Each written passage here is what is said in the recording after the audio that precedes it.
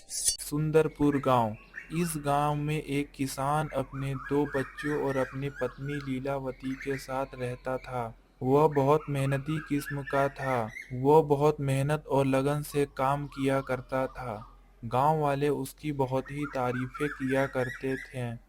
उसने अपने बेटे को पढ़ाई के लिए शहर भेजा था, ताकि उसके बेटे को किसानों वाले कार्य ना करना पड़े। अजी सुनते हो, खेत से आए हो, थक गए होगे, हाथ मुंह धो लो, नाश्ता लगवा रही हूँ।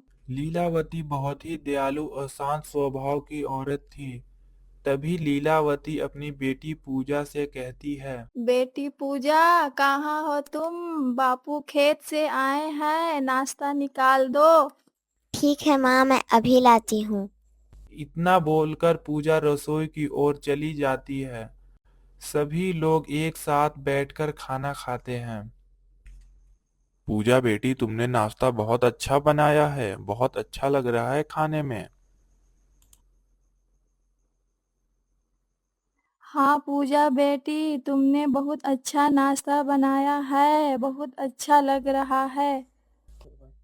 माँ, मैं सब तो तुमसे ही सीखी हूँ, तुम भी तो इतना अच्छा खाना बनाती हो। सभी बैठकर खाना खा ही रहे होते हैं, तभी किसान के बेटे राजेश का फोन आता है। तभी पूजा उठकर देखती है और कहती है। माँ बाबू देखो, राजेश भैया का फोन आ रहा है। पूजा फोन ले जाकर अपने माँ को दे देती है। हेलो राजेश बेटा, कैसे हो? बहुत दिन बाद फोन किया। हाँ माँ बोलो। माँ, तुम और बापू कैसे हो? तुम दोनों की तबीयत ठीक तो है ना? और पूजा कैसी है? हाँ राजेश, हम सभी ठीक हैं, तुम कैसे हो? हाँ माँ, मैं भी ठीक हूँ। माँ बापू, तुम दोनों के लिए और पूजा के लिए खुशखबरी है। माँ, मुझे नौकरी मिल गई। अरे वाह बेटा, तुमने तो बापू का सपना पूरा कर दिया। हा हा हा हा हा हा। वाह राजेश बेटे, तुमने तो मेरा नाम रोशन कर दिया। तभी पूजा कहती है।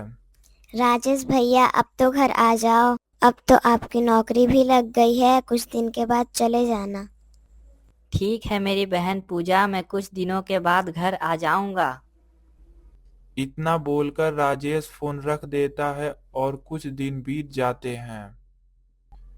एक दिन सभी बरामदे में बैठे होते हैं, तभी घर के बाहर दरवाजे पर कोई आवाज लगाता है।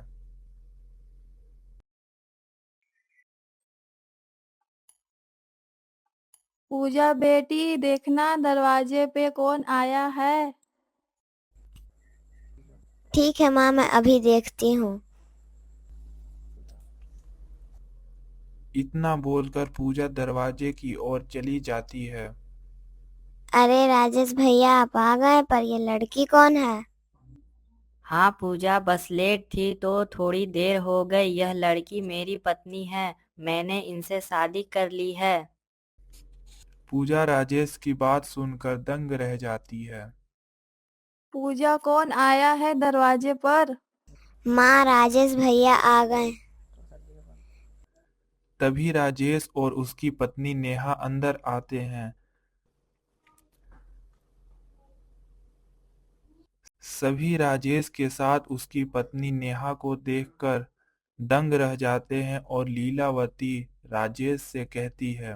राजेश, ये तुम्हारे साथ लड़की कौन है? माँ, तुम्हारे और बापू से मैंने कुछ छुपाया है। मुझे आप लोगों को कुछ बताना है। माँ, जब मैं शहर के कॉलेज में था तो मुझे नेहा पसंद आ गई थी। इसके घर वाले भी तैयार थे। इसके पापा ने मुझे बहुत मदद की है और फिर हम दोनों ने शादी कर ली। सब इतना जल्दी जल्दी में हुआ कि कुछ समझ में नहीं आया। और माँ बापू, मुझे माफ कर दीजिए। सभी राजेश की बात सुनकर दंग रह जाते हैं तथा कुछ देर के लिए घर में सन्नाटा छा जाता है। तभी लीलावती राजेश से कहती है। तुमने हम लोगों से बताए बगैर शादी कर ली। हम लोगों को बताना सही नहीं समझा। तेरे बापू इतनी मेहनत करके पढ़ाया लिखाया और शहर भेजा, और तुम बताए बगैर शादी कर लिया। हाँ राजेश भैया, आपने बिन बताए शादी कैसे कर ली? हम लोगों के कितने शौक थे। राजेश, तुमने एक बार भी नहीं सोचा हमारा कितना शौक था कि हम अपनी बहू लाते जो गांव की संस्कारी होती, जो हमारी सेवा करती। अरे बापू, क्यों नहीं करेगी? नेहा बहुत टैलेंटेड है, नेहा को कुकिंग बहुत पसंद है।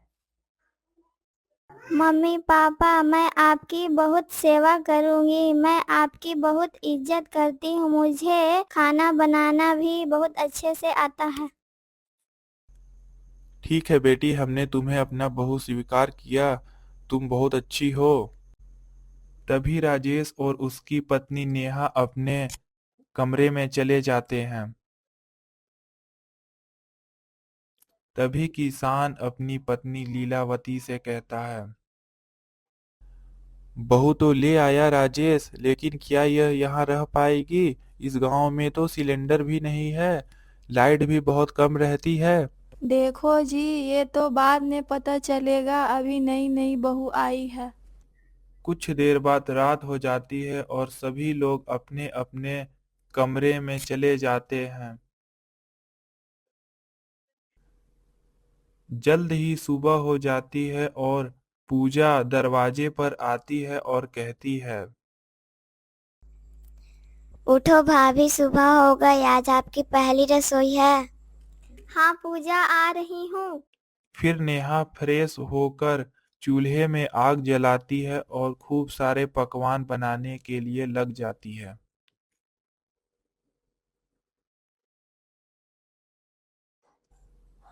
कुछ देर पश्चात वह ढेर सारे पकवान बनाकर तैयार कर देती है, पूरी सब्जी, चाउमीन, आइसक्रीम, केक।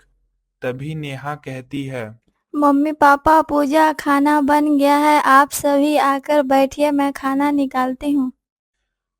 सभी लोग आते हैं और खाना खाने लगते हैं। तभी किसान नेहा से कहता है, वाह बहू, तुमने तो कमाल कर दिया, बहुत ही स्वादिष्ट पकवान बनाए हैं। वाह बहू, तुम्हारे हाथ में तो जादू है। सच में बहू, तुमने बहुत अच्छा खाना बनाया है। मुझे तो लगा ही नहीं था कि इतना तुमने अच्छा खाना बना लोगी। हाँ भाभी, आपने तो मेरे पसंद का केक बनाया है। बहुत अच्छा लग रहा है खाने में।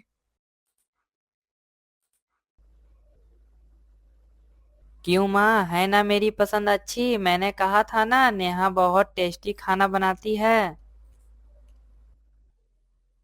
सभी लोग बहुत चाव से खाना खाते हैं और अपनी बहू की तारीफ करते हैं।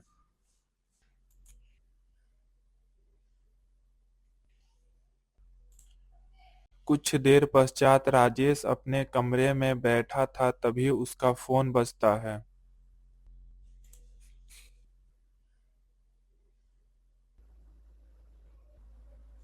हाँ बोलो, कौन?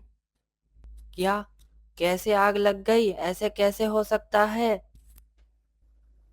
हे भगवान, ये तूने क्या किया? हमने अपने बेटे को इतने मेहनत से पढ़ाया था, अब हमारा क्या होगा? चुप हो जाइए माँ, रो के कोई फायदा नहीं। होनी को कोई टाल नहीं सकता।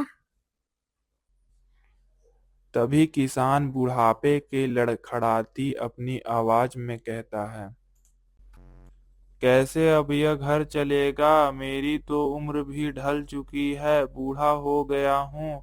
मुझे तो अब खेत में काम भी नहीं होता है। राजेश का नौकरी जाने के बाद सबको ऐसा लगा जैसे किसी दुख का पहाड़ टूट गया हो। तभी राजेश कहता है,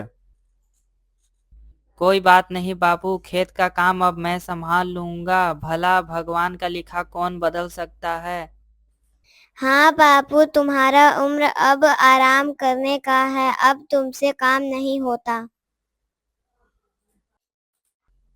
दिन बीतते गए, देखते ही देखते राजेश खेत का सारा कार्य करने लगा, लेकिन फसल आने में कुछ वक्त लगते, लेकिन घर का सारा अनाज खत्म हो गया था। तभी लीलावती कहती है, बहू कुछ खाने के लिए है तो लेती आ। हाँ भाभी, कुछ खाने के लिए हो तो बना दीजिए, बहुत जोरों की भूख लगी है। क्या बनाऊं खाने को, घर में अनाज खत्म होने को है। भाभी क्यों ना आप हमारे लिए आइसक्रीम केक बना दो, आपने पहली रसोई में बहुत ही स्वादिष्ट केक बनाया था। ठीक है पूजा, आप कहती है तो मैं अभी बना देती हूँ। इतना कहने के बाद नेहा आइसक्रीम केक बनाने चली जाती है।